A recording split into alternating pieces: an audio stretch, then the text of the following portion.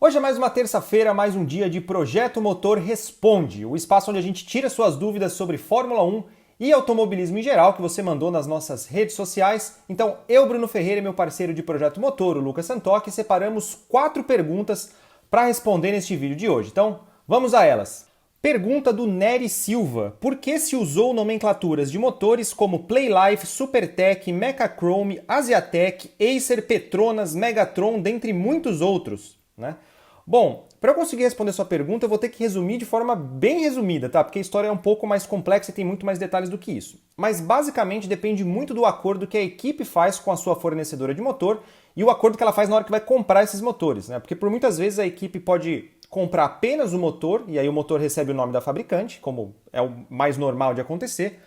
Mas em alguns casos a equipe também pode comprar o direito do nome do motor, né? Porque aí você pode pegar esse nome do motor e vender para um patrocinador e fazer ali um acordo comercialmente mais interessante e até mais lucrativo. Esse foi o caso de 2 motores que você citou, né? O motor Petronas, que foi da Sauber de 97 a 2005, que era um motor Ferrari basicamente, né? A Ferrari cedia esse motor para a Sauber e a Sauber vendia esse direito de nome para sua fornecedora de combustível para dar uma visibilidade muito maior, então era comercialmente bastante interessante. Isso também aconteceu em 2001 com o motor Acer, que é o motor da Prost, que também era um motor Ferrari, tá? A Prost comprou o motor da Ferrari e vendeu os nomes para a Acer, que era uma de suas patrocinadoras em 2001, né? Acho que foi até bem importante para a Prost isso naquele ano, porque de 2000 para 2001 a Prost perdeu o patrocinador à torto e à direito. Então é uma forma de você tentar fazer um acordo que fuja um pouco da normalidade e dê uma visibilidade maior para o seu patrocinador. Outro cenário, né, acho que os outros motores que você citou, é de um cenário um pouco diferente, que é quando uma fabricante deixa a Fórmula 1, ela abandona o projeto dela, ela não tem mais interesse em continuar na Fórmula 1, e em vez de ela pegar tudo que ela construiu e jogar fora, ela passa isso adiante, ela passa isso para alguma preparadora que tem o interesse de dar continuidade ao projeto, né? Acho que esse foi o caso, por exemplo, do motor Mecachrome, né? A Mecachrome é uma famosa preparadora de motores, e ela assumiu ali a estrutura da Renault quando a Renault deixou a Fórmula 1 de 97 para 98, né? Então por isso que vocês vão ver ali que era Williams Mecachrome, né? De 99 em diante, isso passou para a Supertech, né? A Supertech é uma marca de uma preparadora que na época era do Flávio Briatore e do Bruno Michel. Bruno Michel que hoje, até hoje é o nome mais forte da Fórmula 2, né? O diretor executivo da Fórmula 2. Então eles desenvolviam aí esse motor Supertech, que também era o motor Renault dos anos 90.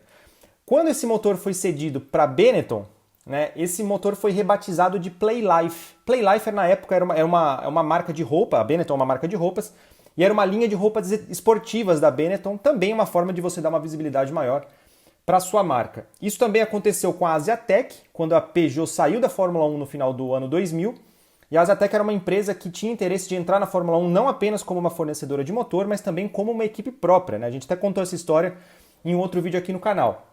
Então eles compraram os motores Peugeot, continuaram preparando, continuaram fornecendo esse motor normalmente, mas rebatizaram o nome da empresa que agora era a dona de toda essa estrutura que era da Peugeot. E a mesma coisa aconteceu com a Megatron, né? Um nome bem curioso, assim, mas nada mais era do que o motor BMW, quando a BMW fornecia motores até meados dos anos 80, e quando ela saiu da Fórmula 1, ela deixou essa estrutura nas mãos da Megatron, que deu continuidade ao projeto, que é uma forma interessante, né? Acho que é uma forma curiosa de você ver isso continuando, né? A estrutura sendo reaproveitada. Provavelmente a gente vai ver um cenário do tipo quando a Honda deixar a Fórmula 1 ao fim deste ano e a estrutura for assumida pela Red Bull, né? Vamos ver se a Red Bull vai simplesmente colocar o nome de motor Red Bull ou se vai trazer alguma nomenclatura um pouco mais criativa. A pergunta do Júnior Oliveira: por que os freios de um Fórmula 1 precisam estar aquecidos para terem alta performance? Bom, Júnior, essa é uma pergunta legal, e aí você tem que entender o seguinte: o carro de Fórmula 1 como um todo, ele, quando está correndo, ele aquece. Então, os engenheiros precisam prever isso. Por isso, tanto pneu, freio, motor, eles têm que trabalhar numa certa faixa de temperatura que os engenheiros chamam, ou seja, não é nem quente demais, nem frio demais. Os freios do Fórmula 1, eles são em carbono, né? E são projetados para funcionar bem, para ter um desempenho muito bom entre 300 e 1000 graus, né? Ou seja, abaixo dos 300 graus eles ficam frios demais, e aí qual que é o problema? a pega da pastilha de freio com um disco não vai ser tão boa. Então, quando o piloto chegar lá na hora da freada, se não tiver acima dos 300 graus, o freio não vai funcionar legal, porque a pega não vai ser boa. Agora, mais do que o aquecimento, o maior problema do freio, na verdade, é quando ele superaquece, ou seja, quando ele passa dos 1000 graus, e isso é uma preocupação muito grande, tanto que é o maior trabalho dos engenheiros. Tanto que você pode ver que os freios de competição do Fórmula 1, ao contrário, por exemplo, de um freio de carro de rua, ele tem vários mini furos para o ar passar por ali. Além disso, existem os dutos, né, de refrigeração dos freios, famosos dutos de refrigeração de freio, né, que levam ar para os discos e pastilhas para eles não passarem dos 1000 graus. O que acontece se passar? Né? O material do disco de freio vai começar a oxidar, e aí isso vai causar um desgaste maior, e é possível que o disco de freio acabe falhando antes do final da corrida. Então é assim que funciona, é mais uma questão de a faixa ideal de funcionamento do que estar sempre quente demais ou frio demais.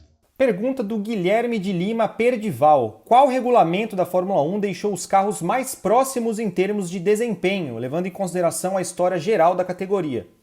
Guilherme, é muito difícil responder essa pergunta porque para a gente estabelecer qual é a época mais parelha, nós temos que estabelecer um critério. Mas, coincidentemente, no projetomotor.com.br, né, no nosso site, nós temos um artigo em que nós pegamos um critério e fizemos essa conta ao longo da Fórmula 1 desde 1950 até 2017. Né?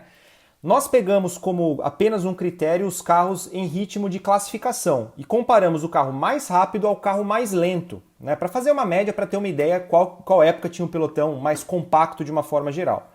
E é curioso ver como que isso evolui, né? Como isso sobe, como isso desce ao longo dos anos, e isso está muitas vezes relacionado a mudanças de regulamento ou questões políticas e técnicas que acontecem na categoria. Mas, basicamente, para dar uma resposta resumida, o período que ficou com um pelotão mais compacto em ritmo de classificação foi ali no final dos anos 2000, né? 2008 e principalmente 2009. 2009, a média do carro mais rápido para o carro mais lento em termos de classificação foi de 1 segundo e 8 décimos, né? O que é muito pouco pensando na Fórmula 1 ao longo da sua história. O porquê que isso aconteceu, né? Tem várias explicações, tem vários motivos técnicos para isso. Primeiro que 2009 foi uma temporada em que a Fórmula 1 introduziu um novo regulamento técnico, né? Ela simplificou muito a questão aerodinâmica dos carros, reintroduziu os pneus slick, e isso basicamente colocou... Todo mundo começou do zero, né? Todo mundo começou os seus carros de uma prancheta em branco, então o ritmo de desenvolvimento ainda tinha muita coisa a se trabalhar. E foi uma temporada em que a principal referência daquele ano, né, que foi a Brown GP, que todo mundo vai se lembrar, ela não teve aquele fôlego de desenvolvimento, ela não conseguiu evoluir da mesma velocidade das outras. Então, isso fez com que todo o pelotão ficasse um pouco mais embolado e até criou cenários bem curiosos. Né? A gente teve, por exemplo, a Force India, que no começo da temporada tinha um dos carros menos competitivos, talvez o carro menos competitivo do grid. Chegou no final do ano, ela conseguiu fazer pole position, pódio em Spa e tinha um carro bem mais competitivo. Então a gente viu uma variação de forças bem grande naquele ano, um pouco por causa dessa mudança de regulamento aerodinâmico. Também teve peso nisso o motor V8, né? Como a gente até falou na edição passada do Projeto Motor Responde, falando sobre 2012, mas os motores V8 eles tinham até uma filosofia de desenvolvimento de ter convergência de performance, né? Ou seja, para todo mundo render mais ou menos do mesmo nível.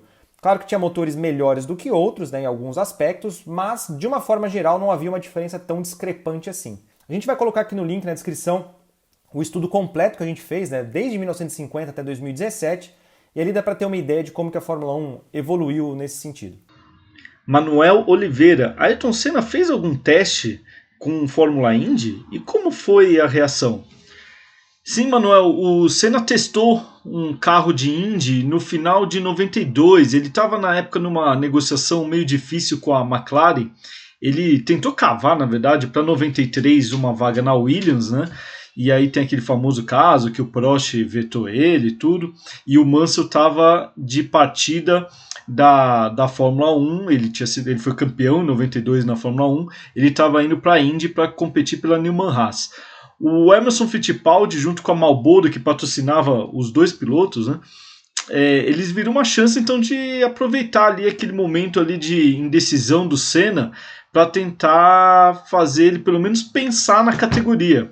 O Emerson conversou com o Senna e levou ele lá para a pista de Firebird, no Arizona, uma pista bem pequenininha, para vocês terem ideia, a pista, o circuito de misto, tinha 1,1 milha, né, ou seja, dá mais ou menos 1,7 quilômetros. O tempo de volta dava 49 segundos, mais ou menos.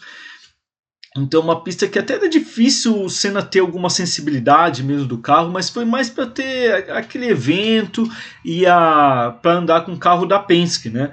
O modelo PC21 com motor Chevrolet. O Senna teve que se adaptar a algumas questões. O carro de Índia era bem diferente do Fórmula 1, na época era turbo, o Fórmula 1, por exemplo, era aspirado, né? E o Senna não chegou nem a fazer o molde de banco, então ele usou o molde ele usou o banco do Rick Mears, que era companheiro do Emerson e tinha um biotipo mais parecido com ele. Então o Emerson deu umas voltas, o Senna depois entrou no carro, também deu umas voltas. Você pode até achar um vídeo no Senna TV, que é um canal oficial mantido pela família e o Instituto sobre o Senna, em que tem uma entrevista muito legal com o Roger Penske, né, proprietário da Penske, sobre aquele teste. E o Roger Penske diz que o Senna ali se mostrou claramente interessado e deu umas voltas, voltou para o box, pediu alterações na suspensão ali traseira para amolecer um pouquinho o carro, e aí ele conseguiu imediatamente, ele foi baixando o tempo, né, e acabou rodando ali até próximo do tempo do Emerson, os dois ali em 49 baixo, né. Agora o Senna, na época, a Bandeirantes, que transmitia a Indy, ela acompanhou o teste, fez matéria. E o Senna sempre deixou muito claro assim que não era a ideia dele ir competir na Indy naquele momento, mas que o Emerson botou fogo neles, eram próximos e ele acabou indo lá testar, mas que ele ainda estava mais de olho naquele momento da carreira na Fórmula 1. Mas a declaração dele foi que sim, um dia eu vou guiar esse carro, mas tem que esperar o momento certo. E aí, até como se sabe, ele acabou, na verdade, começando a temporada 93 na McLaren, com um acordo corrida a corrida, onde ele fazia contratos a cada prova, até que finalmente renovou até o final de 93 para competir com a equipe McLaren na Fórmula 1.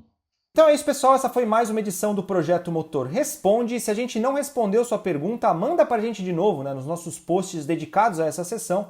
Deixe seu comentário mais uma vez que a gente pode responder em uma edição futura, ou fica de olho, né? Porque de repente sua pergunta vai virar um vídeo à parte aqui no nosso canal.